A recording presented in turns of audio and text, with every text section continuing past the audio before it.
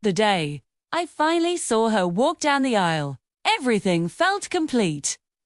Rumi, my Rumi, was finally going to be my wife. We stood there, hands clasped, promising forever. It felt like the universe had finally aligned for us. Little did I know, our story was just beginning, and not every chapter would be as bright as this one. A year later, we welcomed Hannah into our lives. She had Rumi's eyes and my smile. Holding her for the first time was a feeling I can't even describe.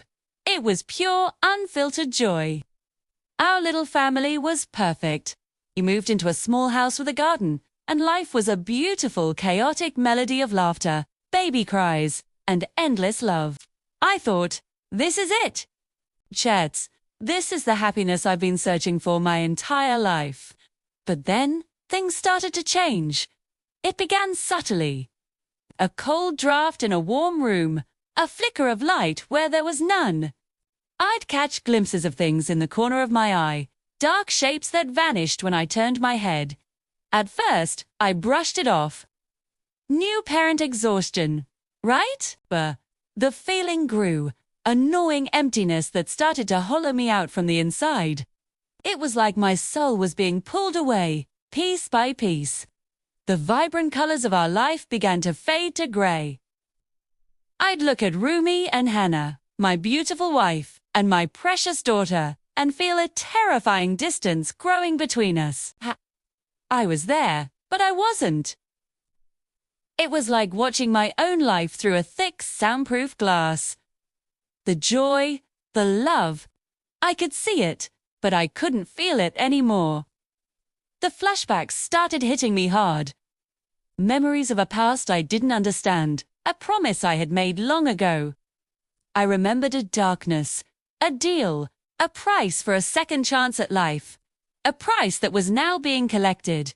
My soul, it wasn't truly mine to keep.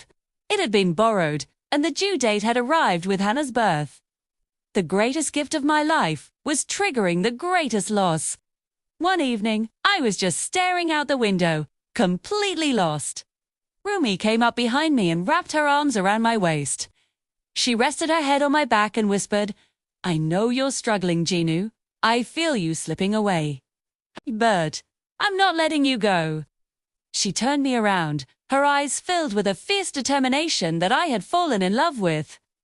"Look at me," she said, her voice firm but trembling. "You're not just a fading memory. You're Hannah's father. You're my husband." She took my hand and placed it on her heart. "Feel that? That's real. We are real thing." She led me to Hannah's room. A daughter was sleeping peacefully, a tiny smile on her face. Rumi whispered, "She needs her daddy. I need my Jinu. Whatever this darkness is, we fight it together. Your soul belongs here with us." In that moment, watching them, a tiny spark ignited in the vast emptiness inside me. It was a flicker of hope.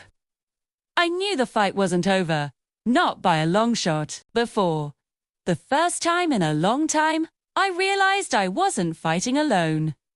And maybe, just maybe, their love was strong enough to pull me back from the edge and rewrite our destiny.